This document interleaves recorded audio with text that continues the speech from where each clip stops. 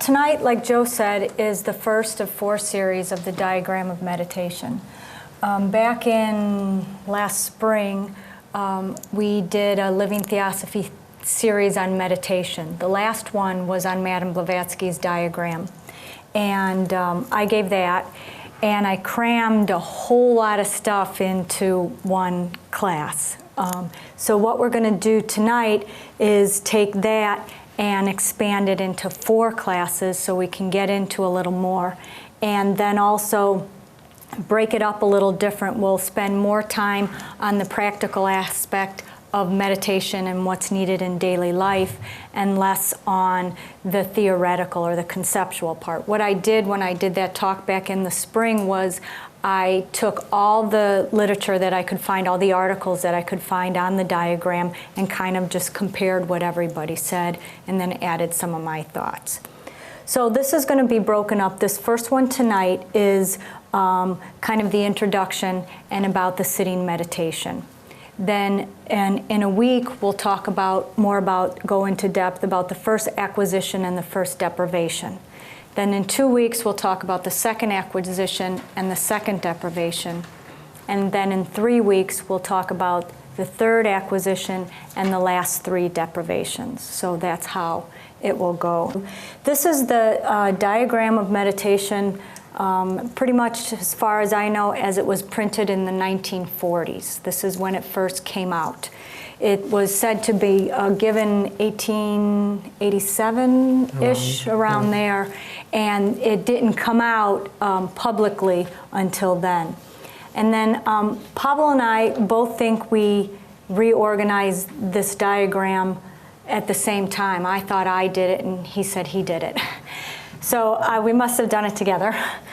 But we just kind of made it prettier and easier to read than that old typewriter font. Tonight, basically, what we'll cover, if I have the right thing, is this right here. This part, and then the note down here. And then the second page are the deprivations, and we'll cover this part of the note right here, just so you have an idea where we're coming from.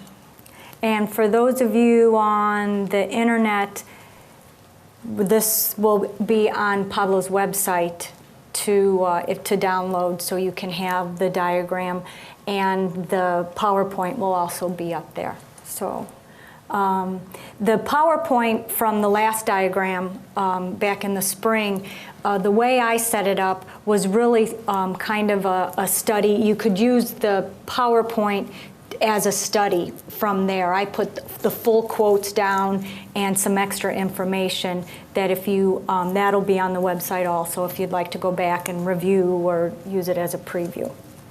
So some theosophical context first. Pablo does a great job of talking to crowds that are both theosophical and non-theosophical. When I talk, I assume everybody loves theosophy and everybody knows something about it. So what I did tonight was just add a little context to start with. All right, so in the theosophical literature, man is known to have a dual nature. We have a higher nature, which is our spiritual nature, and we have our lower nature, which is our sensations, our emotions, our thoughts, our desires, our memories, those parts of us. And then the idea is the more we tap into that higher nature, the more we can reach universal brotherhood. And I think there's a quote in here that our whole goal is to reach this universal brotherhood on the inner planes, or on those or from that spiritual nature. An inner revolution versus a social revolution. We've seen social revolutions. We've seen politics. We've seen wars. We've seen all kinds of things that try to change the external. And I don't think any of them have really been lasting or effective.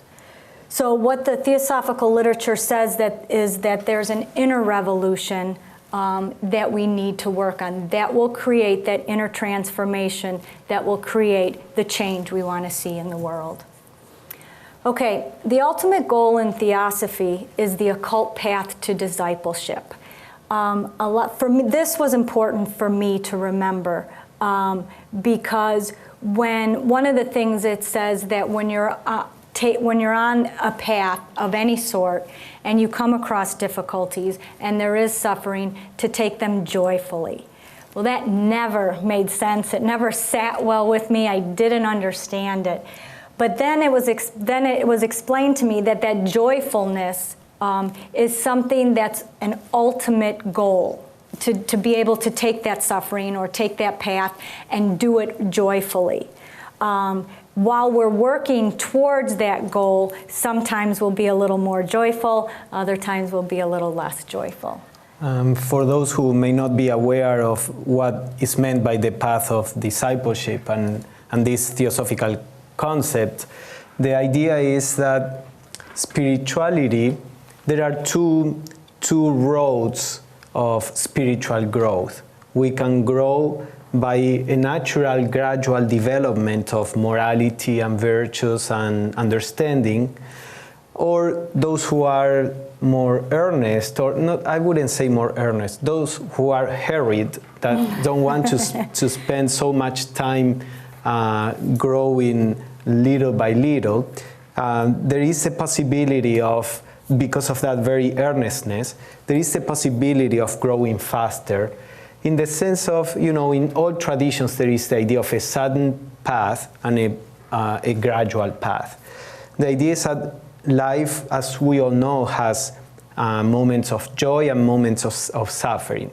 But as we awaken to our spiritual nature, we develop the ability to dwell more on that aspect of ourselves that is the source of harmony.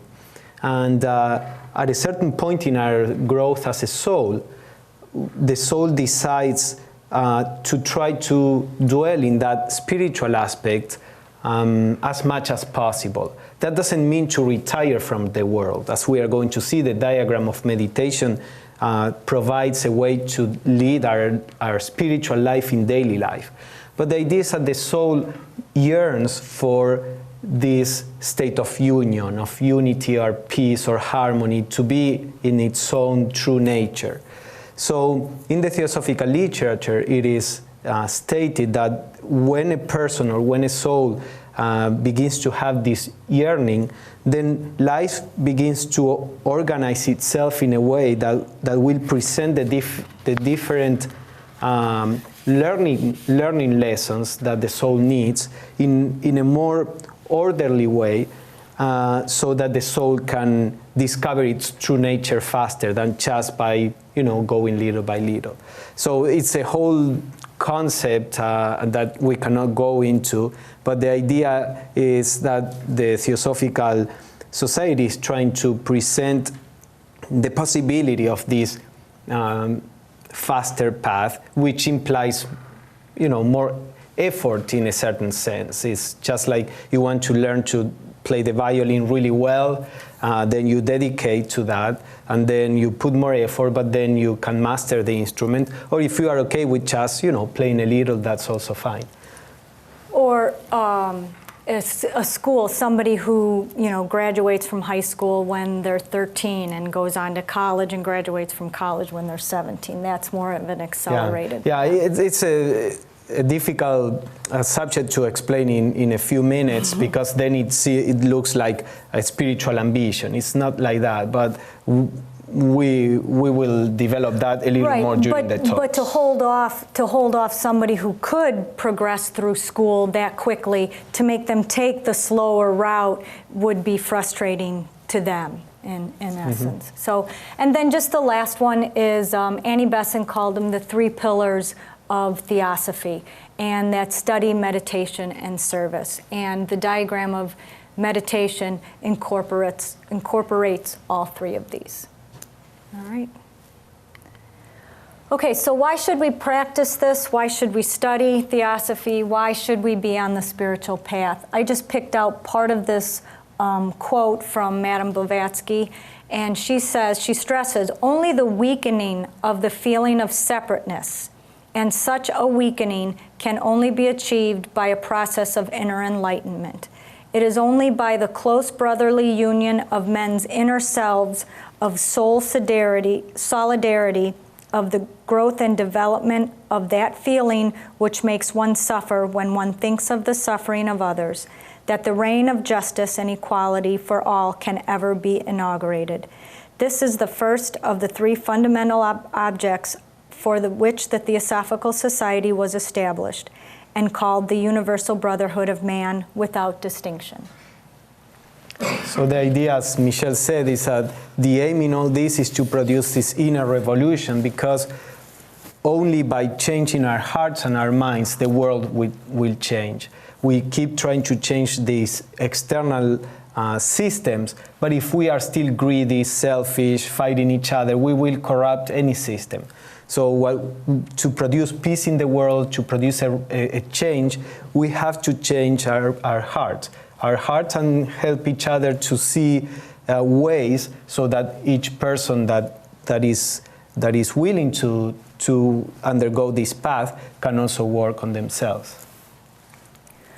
Okay, the goal of the diagram of meditation. The name is a misnomer. This is not just a diagram of meditation, it's more of a whole yoga, a spiritual path. It involves not only sitting meditation, but also development of very specific attitude for our daily life. The sitting meditation is a small part. We're going to see that it's the beginning, and then there's some of it at the end, and but most of it is, and this unity, this meditation on unity is the foundation, but most of it is stuff that we can do throughout our day. The whole purpose of the diagram is to shift our perception from the idea that we are this separate, limited entity to the idea that we are the whole. Once we realize that we are the whole, that we are more than this personality, then a shift becomes, and then things open up that we can tap into more. Okay? All right. So the general structure, and I kind of went over this already. This is both today's structure. We'll start with the sitting meditation, the meditation on unity, and then there's a line in there about the states of consciousness. And then in our daily life, we'll work on the acquisitions and the deprivations. The bottom half will be more of what comes in the next 3 weeks. All right, the sitting meditation. Dora Kuntz says that it has much deeper aspects. Its greatest potential benefit lies in the fact that it offers the possibility of access to dimensions of consciousness which lie beyond the personal self. Meditation may be said to have a twofold purpose. It is a way of relating to the deeper aspects of one's own nature, but it is not only that. It is also a way of relating oneself to a much greater reality which we can think of under different guises, as unity, underlying nature, or the spiritual dimension, or God. So as Michele said, we all have a spiritual nature, or we are this spiritual nature that is incarnated in a particular personality. So through meditation, first, we can discover this spiritual nature. In daily life, we are normally focused on our personal nature, our personal needs, our desires, the need to take care of our body. It is through the spiritual life that we can begin to look at the spiritual aspect of ourselves. So meditation is one of the avenues, as Michele mentioned before. Meditation, study, and service, they are all necessary. We are talking about meditation in particular here. And meditation is a way first to discover that spiritual aspect in us. But then eventually we discover that that spiritual aspect is really a unity with the reality that underlies the universe. So the aspirant discovers that there is this unity, and we are just an expression of this unity. The first part of the diagram says, first conceive of unity by expansion in space and infinite in time, either with or without self-identification. So this is how the diagram starts. Blavatsky proposes that the first thing we do is to try to conceive this state of unity. So there are different techniques as to how we can meditate on unity. And the idea is that, as I was saying, because we are focused on the personal nature, we cannot perceive that other subtler aspect of our being. It's just like when you drink a coffee with too much sugar, then if you get the coffee without sugar, you just cannot taste, the beauty that may be there, because that sugar is overcoming the taste of the coffee, for example. So in this case, because we are too much focused on the personality, then we cannot taste the spiritual aspect. So the first idea is to try to meditate on that aspect, the aspect of unity. And there are different ways. What Blavatsky recommends here is a meditation in which we try to expand our consciousness, she says, in space and time, and then go beyond, as we are going to see. But we will show you an example of one way in which this technique is approached. This is from Clara Codd, and what she does basically is she has you start and lift your consciousness or your awareness to the top of your house, and then encase that whole house, and then go beyond there to where you finally come down. Now look into the world's invisible, pierce the light. And it's very nicely, poetically written for that. To have, but there are other meditations on expansion that can be done. One of them that I have tried before is I think of a bubble and I try to expand it and see where it goes or how far out it will go. And it's funny because I noticed that when I was doing this and I was doing it in the house, I could get the bubble to go so far, and then it would come back. And then I would try to expand it a little more. But I was at one of my son's soccer games, and I thought, well, I'll practice here. And I did it, and it felt like it just went so much further. So I don't know if it was because I was out in nature or for whatever reason it happened. But I kind of played with it. And then I noticed that I couldn't expand anything behind me, that it would only go out in front. So I really had to work on that. So it was just something that I did to work on, being in space. Yes, as we are going to see, Blavatsky later on explains how this exercise of trying to expand, first you start in imagination, because that imagination is a tool that is used many times in the spiritual work, because it is through imagination that we begin to generate a different mental image. The mental images that we have, they become a hindrance to our perception. When you have a concept about the world, that very concept filters the reality, and you tend to interpret reality in that way. So the first thing that you start doing in meditation is trying to generate a different concept, a different image. This is a very preliminary stage, but it's in order to counteract the image that we are this particular personality, that our consciousness is enclosed within this particular space. So in meditation, you try to feel that you embrace more. And eventually, as you practice, you really begin to have the feeling that your sphere of consciousness is not limited to the body. Your sphere of consciousness is wider. So that is the first step that Blavatsky proposes, and then, as we are going to see in the following weeks, that attitude has to be translated or taken to our daily life, and she will explain briefly what transformations can happen in consciousness as we do this. This second one, the last one here said "and time." I couldn't find any meditations that were written on time, but I did hear one from Pablo. Did this talk out in California.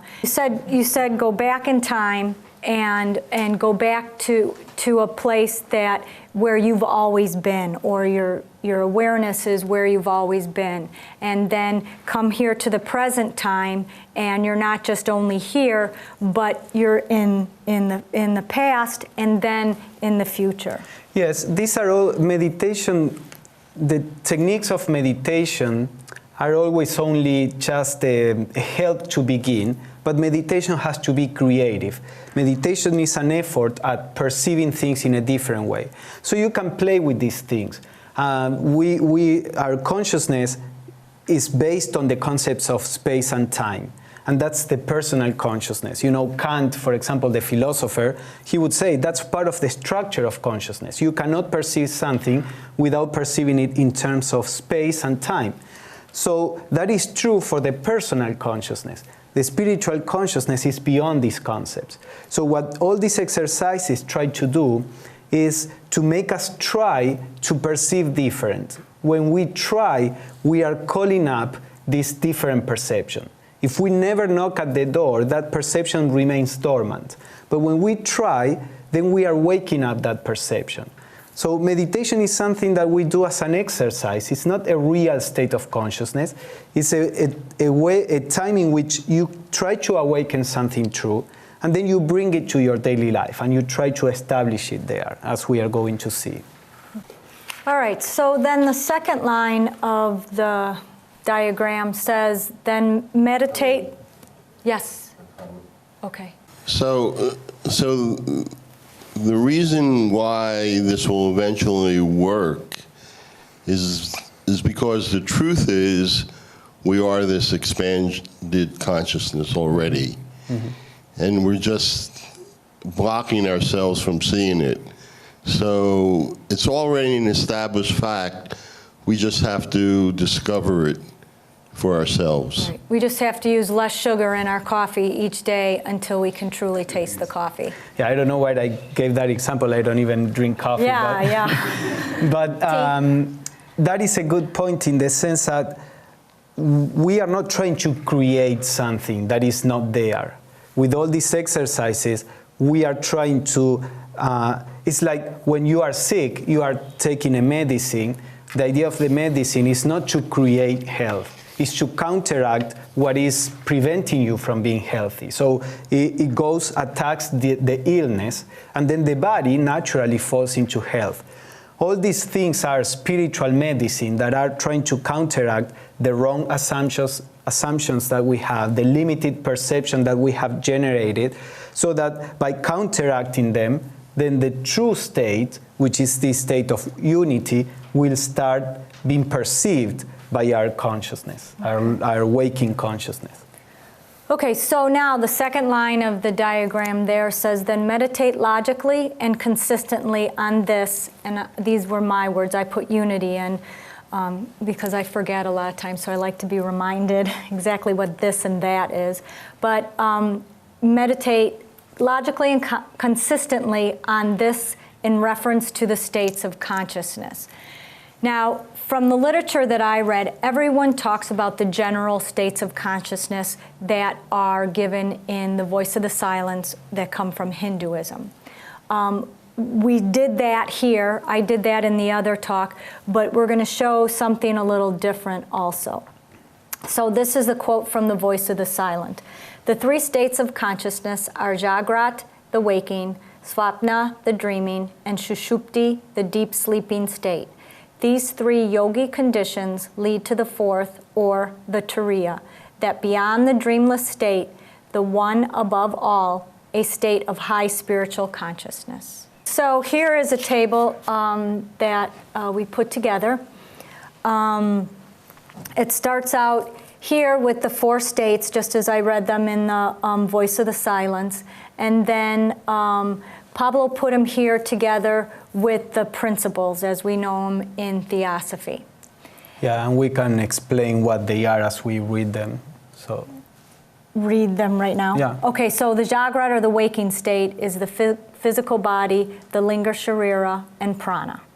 Well, no, yeah, that's the awareness that we have while in the body. We are in the body right now. This is our waking state, okay, in which we are aware of. Right, and we're aware of external things. Then in the Svapna, or the dreaming state, is the principle connected with is kama manas, and this is awareness of internal objects. So we're aware of our thoughts. Yeah, so in Theosophy, kama manas is our mind, the mind that is entangled with emotions. This is what we are in touch with when we are dreaming. When we are dreaming, we relate to a whole world that is actually a creation of our mind and emotions and the sensations that we receive during the day. So the state of dreaming is related to our mind and to internal objects, things that our mind generates. Sushupti, the deep sleep state, buddhimanas, and aware of no objects. And I'll explain this last column a little more because that part itself was real awakening for me. So buddhimanas in Theosophy is this spiritual aspect in ourselves. It's a source of wisdom. And when we are in deep sleep, we think that we are unconscious. You know, when we wake up, we don't remember anything. We say, I was in a deep sleep and there was nothing there. But that is just because our consciousness, our waking consciousness, is not subtle enough to remember that state of, that spiritual state. That state that where there are no objects, in the sense that consciousness transcended the physical world, transcended the world of the mind, and it's closer to its own nature, that is more a state of unity. Now, in most of us, our consciousness is not able to remember that state of unity. That's why when we wake up, we don't remember anything. We say, I was just unconscious, I was in sleep. But through the spiritual practice, we may become aware of all these states. And then Turiya, the beyond state, Atma, is connected with the Atmic principle. Yes? So could we also conceive of this as consciousness on various planes? Mm-hmm. Yeah, and that is the idea. What we are presenting here is the correlation that Blavatsky made. Usually she talked about the principles of consciousness more than the planes, but you can correlate them. And Atma is the idea, is this universal self. An enlightened being becomes aware of this universal self, and he becomes aware that he is the universal self, that every one of us are an expression of this universal self. That is what Atman is. And in that state, when the enlightened being is in that state, he transcends all these different states of consciousness. He's in a different state in which all these lower states are integrated. Okay, so Pablo's going to talk about a way that he was able to apply this to our daily life. Because I asked him, I said, what? So, okay, so I know that stuff. How does it, help me?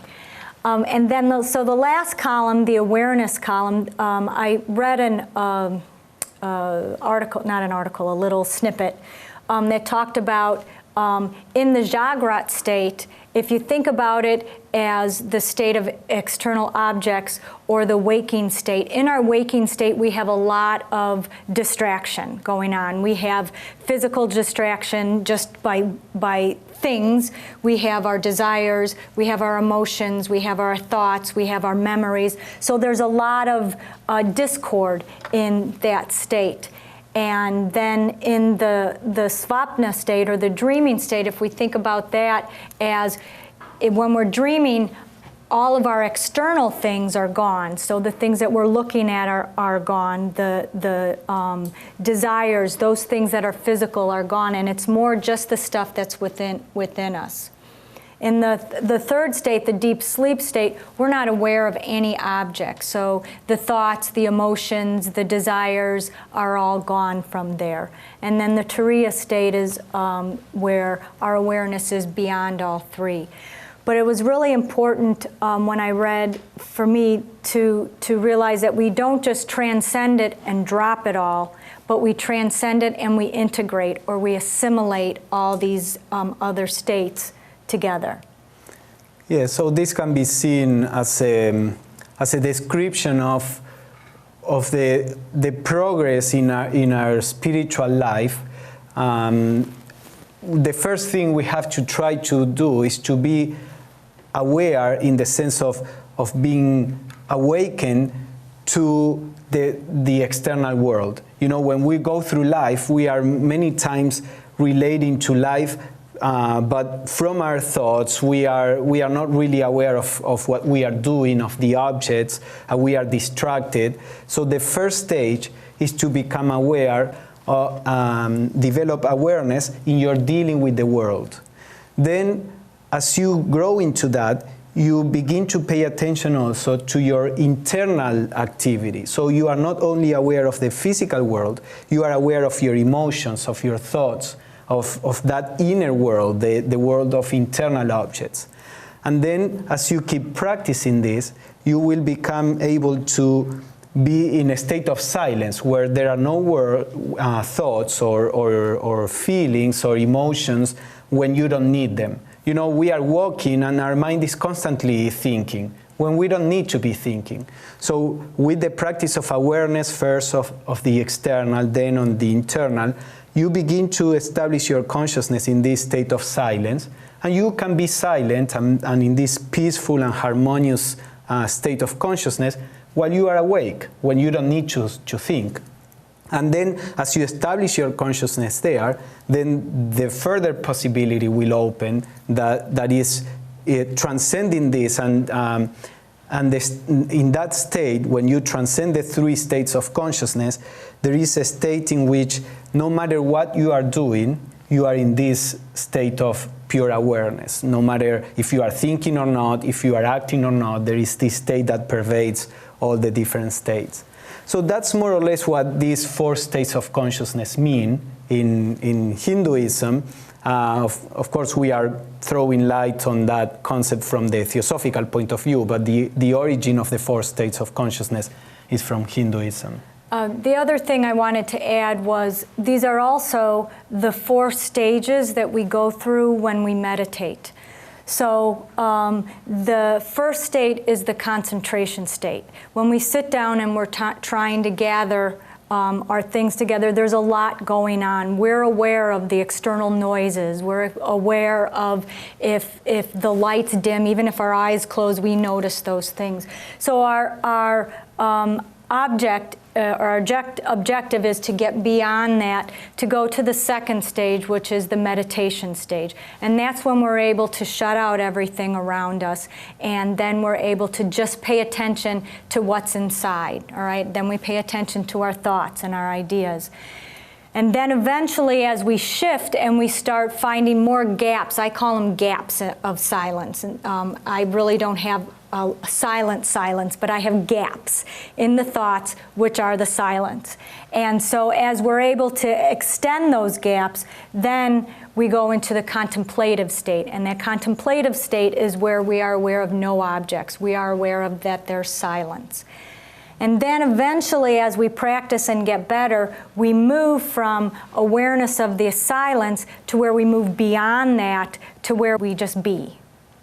I remember when I noticed that silence first in me. It was first when I was in a meeting. I used to be a teacher, and I was in a teacher meeting, and we always talk a lot. Teachers make the worst students.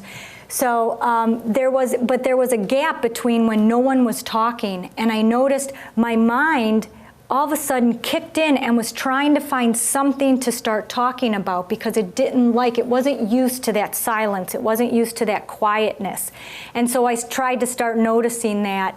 And then when you stop gossiping or talking, complaining, or worrying about things, there's really not a whole lot to talk about. So you have to get used to that. For me, I had to get used to that silence. Ed has a question. So instead of focusing on trying to maintain silence, which is, you could say, advanced or not even necessary, you could notice the coming and going of thoughts. If you start noticing the coming and going of thoughts, you'll also start noticing the gaps between the thoughts. Mm-hmm. Right. And it's not necessary to get rid of thoughts, just to notice the nature of thought.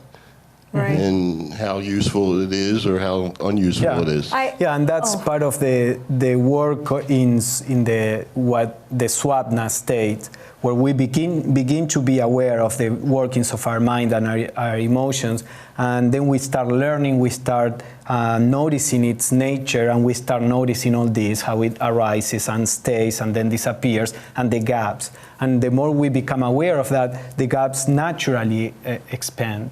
I always explained it with Newton's law. I don't know which one, but the law that says for every action there's an equal and opposite reaction, second law. So the harder I try to push those thoughts away, the harder and faster they come back at me. So awareness is a gentler way to go. Yes. Okay, so this is what Pablo explained. So, and this is written really nicely. I really liked this part here to give an explanation of it. Okay, so here we start with the note at the bottom of the front page. Okay, the note says, the acquisition is complete with the conception, I am all space and time. Beyond that, it cannot be said. So we'll see that Blavatsky proposes, she called them acquisitions, a kind of attitude towards life that we have to develop, to acquire. I don't know that acquire is the best word, but to develop. And then she says that this effort should be completed by this kind of meditation. I'm in all space and time, but there is a beyond that she says it cannot be said, in the sense that anything that we can, as we are going to see, that we can do with our minds is still within the field of the mind. And all these kind of exercises help us to get away from the more restrictive aspect of our mind. But eventually, we have to go beyond anything that can be said or explained. And you learn that in consciousness, in meditation, for example, when you are trying to, when you begin to be more used to staying in this silence, in between the gaps of the thoughts, even if it is a couple of seconds, you begin to discover that there is a state that is beyond explanations, beyond words, beyond the effort that you can make. So she says that this is part of the meditation that we have to do, and at the end we'll show you a little technique that you can develop with what Blavatsky is saying here. Okay, here Jeffrey Hodson kind of sums it up. He says, you can think your way up to the threshold of unity, but you cannot cross it by thought alone. To get behind consciousness with consciousness is impossible. You need a higher organ, another instrument of consciousness. Before the center of awareness and observation in man can reach this condition where unity is obvious and see the uniting principle, three mental procedures are necessary. A, think your way towards the principle of oneness as far as you possibly can. So that is the first part where you meditate on expansion, for example. You do it and try to generate this feeling of oneness as much as possible. B, then still the mind so that it does not interfere. Go ahead. Yeah, no, and he quotes, be still and know that I am God, or the different quotes that talk about the stillness and how in the stillness we can perceive the reality. I like the one where Jesus stills the water. He just commands it, peace, be still. Yeah, and that the water is like a symbol of the personality, the emotions and thoughts. Okay, and C, focus the center of awareness above the mind, above division into unity, affirming unity with God and the becoming mentally still. Do the last two in imagination until, by practice, it becomes possible to transfer the center of consciousness from the form to the formless level, from the phenomenal to the noumenal universe, from effects to causes. Pablo has a quote, fake it till you make it. I hate that quote. It's not mine. It's but I hate when he says that quote because I'm thinking, I can't fake it. But it says it everywhere that it's something that you just have to try, you have to do, you have to make the attempt. And once you do that, then you have to cross the room, you have to put your hand on the doorknob, you have to click it open. And once you open it, then things open up for you. Yeah. And this but that's the way we learn to do anything. When you are learning to ride the bicycle or to do anything, you start doing it as if you knew how to. You just get on the bicycle and you try to do it as if you knew, and then you fall. But by trying, eventually you can do it. So in these three stages, as you can see, in the first, you use your imagination. The second, you try to remain still. And in the third step, pay attention to that stillness. When he says, he talks more in a kind of occultist language or yogic language, but the idea is to pay attention to that silence, try to merge with that silence. And then eventually the state of consciousness of this kind of unity will happen. Okay, now we go to the bottom of the other side of the page, and the last part of that says, deprivation is completed by the meditation, I am without attributes. So we are selecting these parts because these are the parts where Blavatsky recommends something to do in meditation. Then, as we are going to see, all the rest is to do in daily life. So what we did is to bring together all the different parts where she talks about sitting meditation. Okay. So in this one, the other aspect that we have to meditate on is the idea I am without attributes. So what does it mean? This one's from Nisargadatta. Nisargadatta Maharaj is a modern sage. He died in 80-something, 81, I think. And he was a modern sage in India. And he has a very famous book, I Am That. And he talks about this quite a bit. So there are a couple of quotes by him. All you can tell about the person is not the self, and you can tell nothing about the self. All attributes are personal. The real is beyond all attributes. Once you have understood that you are nothing perceivable or conceivable, that whatever appears in the field of consciousness cannot be yourself, you will apply yourself to the eradication of all self-identification as the only way that can take you to a deeper realization of yourself. You literally progress by rejection. And this is the deprivations that Blavatsky, the name that Blavatsky gives it. Yeah, so the idea with this is anything we can perceive at the level of the mind belongs to the mind. The real self is beyond the field of our mind. The mind is an instrument of the self, but it's just when we try to imagine God. We imagine God as a human being that lives in heaven as if heaven were a physical plane. We transfer what we know onto a reality that is unknown. So that's what our mind does. When our mind tries to see, okay, what am I?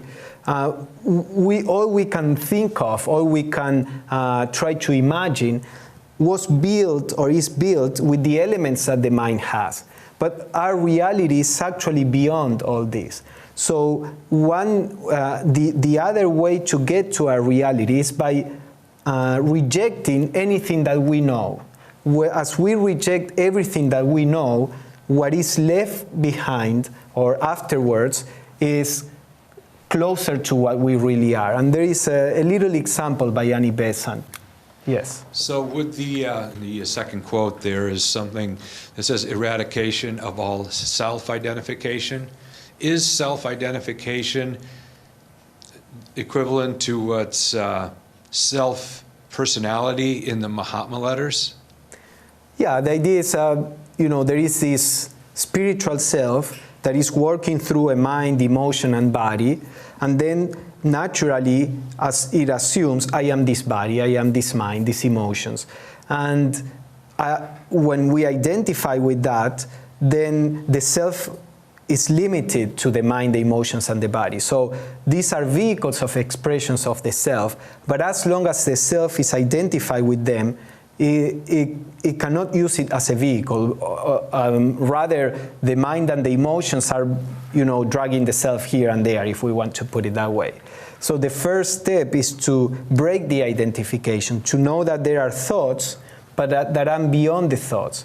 So when there are thoughts that are negative, let's say, one can remain apart from them. Detached. Yeah, detached from them. And the same with emotions and everything. So there is a process of breaking the identification that is necessary. Or disidentification. Yeah. And this meditation that we are going to see is one way to work on this.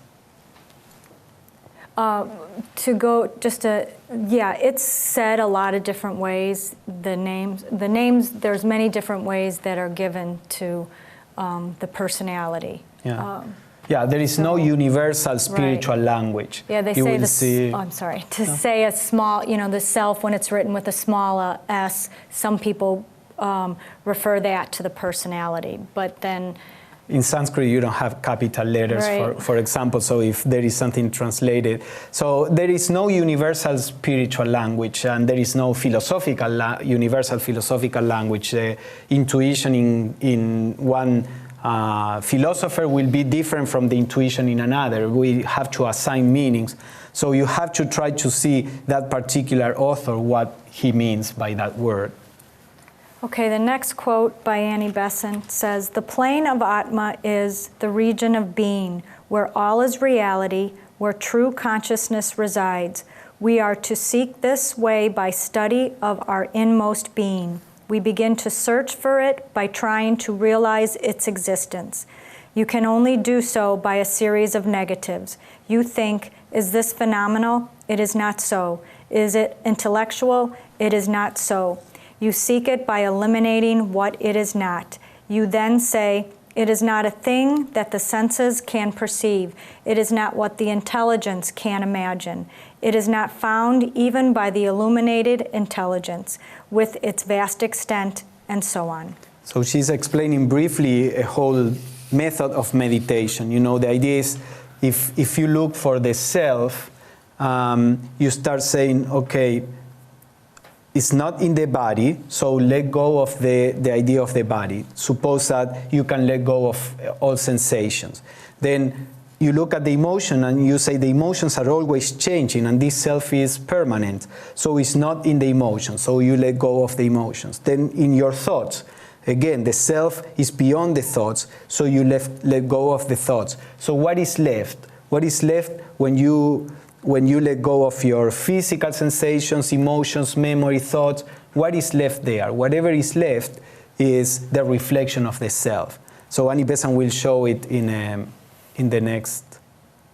"And so you shut out part after part until perchance nothing seems left, for you find that all is changing and you seek the real and the changeless. But in that emptiness that you have made, in that void whence the unreal has disappeared, then arises upon you the higher consciousness, the deathless, the unchanging, the eternal." So this is a technique of meditation that sometimes is called the via negativa or the neti neti. Neti neti is a Sanskrit word that means this not, this not. To discover the real, since we said anything the mind can imagine is part of the mind elements, to discover the real, you begin to reject anything that you perceive. And then in that silence, you open the door for what is higher. Most of the Christian mystics, for example, use this approach. They say, as long as you are speaking, God cannot speak.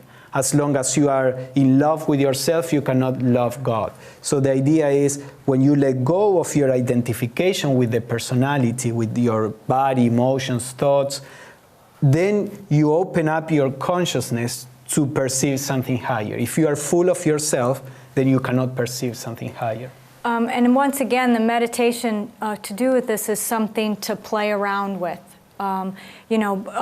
Pretend you're a flower peeling its petals back, or an onion and you're peeling past the peels of onion, that yucky stuff, to get to something good in the center. So with all these elements, we can generate a little method of meditation. So first, you try to conceive this unity by expansion and feeling that you are one. Start, as Michele said, with the room. Feel that you are the space of the room and that everything is in the field of your consciousness. Then you can keep expanding it little by little and try to generate this sense of unity. That is the first step. Then from that point of view, from the point of view of unity, Blavatsky says meditate on the states of consciousness. So either you work on the state of consciousness that we described, in Hinduism, but for that you need some study and you need to be familiar with that. Or the other option is, from this view of unity, meditate on your normal states of consciousness. For example, when you are afraid, how would you see something of which you are afraid, or with something that you are upset about? How do you perceive it if you have this idea that you are the unity and that you are eternal? Because there are a lot of little things that upset us and that have upset us in the past, and that then we forget, and they didn't make any difference in our life, but at that moment they were important. So if we can generate this state of awareness of eternity, awareness of unity, from that point of view, examine something in your daily life and see how you see it from that point of view. And then the next step would be now try to reach the true self by letting go of your identification with any attribute. So you can do that little meditation that we saw, that we explained. Look at your body, feel your sensations, and then if you are perceiving the sensations, it means that you are beyond that. So you let go of the sensations of, heat or it itches, so you just retreat your awareness. You say, here is not the root of the self. Then you look at your emotions. The emotions are constantly changing again, and since you are aware of the emotions are separate from you. You are something that is behind. So you let go of the emotions. Then you look at your thoughts, and then again you let go of your thoughts. And then you stay in that silence. Then you will see that in silence there are elements that at the beginning you didn't perceive. But again, as soon as you perceive them, you let go of that. And that is a process that will take you eventually beyond any attribute. And that's where you have to try to end up, in going beyond anything that you can perceive and remaining in silence for 3 seconds, for a minute, or for whatever happens. And you can come again and do the process again. So this is more or less like the foundation for what Blavatsky is going to propose for us to do during our daily life. If you meditate, and you don't need to meditate to start by meditating on this half an hour. Start with 5 minutes if you don't have the practice of meditation. Start 5 minutes, and then enjoy the practice, take it playfully, see where it takes you, what you can see, what you cannot see, and that practice will naturally grow by itself. You don't need to struggle. And then that will set a foundation for the practice that we are going to see in the next weeks. Okay, yeah. So, a question online. How do we know if our meditation is working? You don't know, or I can say I don't know. But I think it's just like anything. How do you know if you start an exercise program that exercise program is working? Or how do you know if you're eating right, if that eating program or the diet is working? Eventually you'll notice, people say when they stop eating gluten, that, my head's not quite as foggy, or I'm able to stay awake longer. And for me, I'll speak just personally, I don't notice a whole lot when I meditate. To me, I'm just sitting there struggling. But every now and then I'll catch something that is a glimpse that I've gone another step, or that I'm sitting longer. I'm able to sit still and not fidget the whole time. So in the beginning, there are those little, for me, there didn't seem like there was much of a change. But then eventually you'll get just a flash of something. Yeah, with anything we start, there is a lag time until we can see some results. I mean, the deeper answer to this is that the question it shouldn't be there, but it's always there. We all always ask that question. But the idea with meditation is that meditation works on the inner planes, especially this kind of meditation, works more on our higher nature than the lower. There are 2 ways to affect your nature. You do something on your lower nature, and usually you see effects that are more immediate. There are meditations that tend to produce relaxation, and you can see that very easily. But the effect of a superficial relaxation is only lasts while you are doing that technique. Then you go out and you are stressed out as always. But there are some, of course it is useful. I'm not saying it's not useful at all, but it all depends on the depth of the effect. The effects that are superficial are very easy to see. But the kinds of meditations where you are trying to go beyond your personality, what they are doing is, if we can put it this way, generating like a dwelling place in your higher nature, so that your awareness can begin to dwell there and to go through lights from there. And that is a process that you cannot perceive from your lower nature. Little by little, you will see, and little by little, maybe a few years, you will see that you are able to be calmer, or to be more detached, or whatever way that may express in you. But the spiritual path requires patience, as any other path, but especially the spiritual path requires patience, because it works on our true nature that we are not perceiving. And that very patience is part of the path, because the aspect that wants to progress and to evolve and to grow is the personal ego, which is not real. The personal ego is actually an obstruction. The way it works at the moment, at least, is an obstruction for the self. So the very fact of going on without seeing results is working on challenging the lower ego. That's why I said, do this meditation in a playful way, not with ambition, not with seriousness of I have to get something from it. That is the lower self, the one that wants to get something. I want my money's worth, So do it playfully. It's an adventure in consciousness. Try to explore and see what you discover.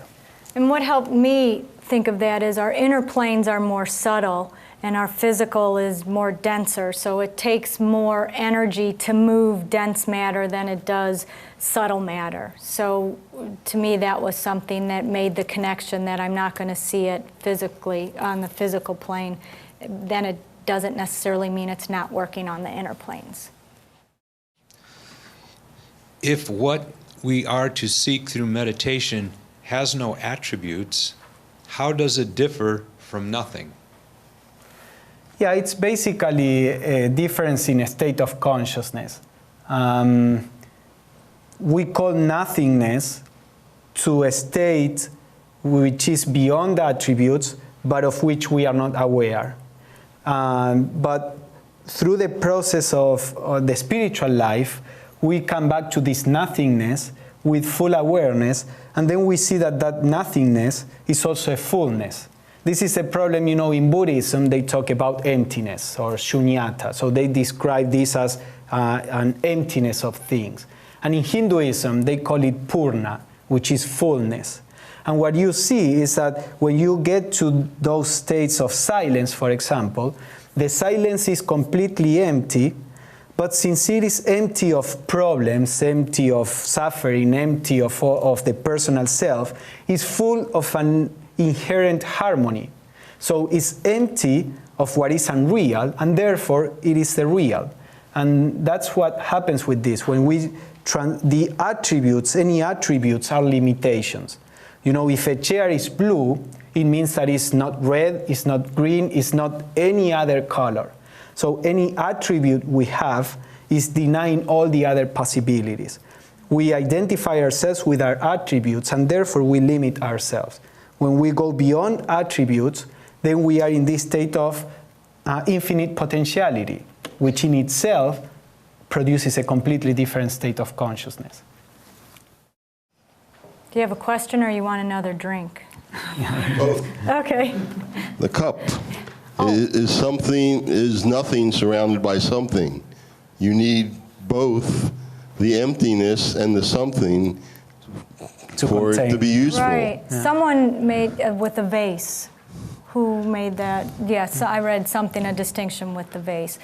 But it's also something, I don't think we have the vehicle to appreciate nothingness. You know, for me, I think that I have to be constantly going in order to be productive. And at some point I realized that if I slowed down, and I could get more done than doing things, you know, in a hurried way. So I just in that physical example, I needed the maturity to realize that slowing down was good. So the same thing, yeah, you can't have anything that's empty if you don't have something to have it that's empty. So the other thing is, it sounds like this is something you do by yourself. And if you only do it by yourself, you probably won't be very successful. You really need a support structure, like the Theosophical Society, or a group of people that encourages you and points out, you know, you keep going and you're doing great, and you need universal brotherhood to get the universal brotherhood. Yeah, that's a good point. That's a good point. Yeah, because someone needs to explain to you about that lag time, you know, that you're not just doing it for nothing. Or it's nice to explain to you that, you know, that you're doing this and, oh, that's completely normal on this path. Yeah, and the idea of Sangha now is also quite pretty much in the awareness of the spiritual seekers, and I think this is a reaction to the individualism that we are generating in our culture. On one hand, we are becoming more and more individualistic, and we can learn all this online or in our house. But on the other hand, we are discovering what Ed is saying, that there is something that happens when we come together and we work together. So the only way we can really establish this universal brotherhood is by being together, not just by thinking that we are one with everything. Of course, thinking that we are one with everything may open an avenue, but then we have to stabilize that in our consciousness, as we are going to see in the next weeks, and actually try to embody the idea. And only then you really perceive it in its full extent. Then there's the other end of the continuum, that we want a specific technique. We want to know exactly what we do every time. And as we can see from this, there isn't any set method. I could try to do Pablo's meditation and get nothing out of it, where my mind's more creative and I want to unfold like a flower. You know, he may actually see the, you know, the physical and the emotional and the thoughts peel away, and I want my flower unfolding. So we, like he said, you really have to play with it or be creative or use what's yours. And that's one of the downsides of the Theosophical Society, is that it doesn't give you a specific technique for us that want instructions, and all we want to do is follow the instructions. And if I get from instruction 1 to instruction 10, I will know exactly what I'm going to get. So there's some of that where we. Ah, that's it. Okay, we got it in. Task-oriented monkey mind. Yeah, so there is a balance. There are certain principles that we can learn from each other, but we always have to apply those principles to our lives. Blindly following a technique doesn't work. I mean, it can produce some superficial results, but to break through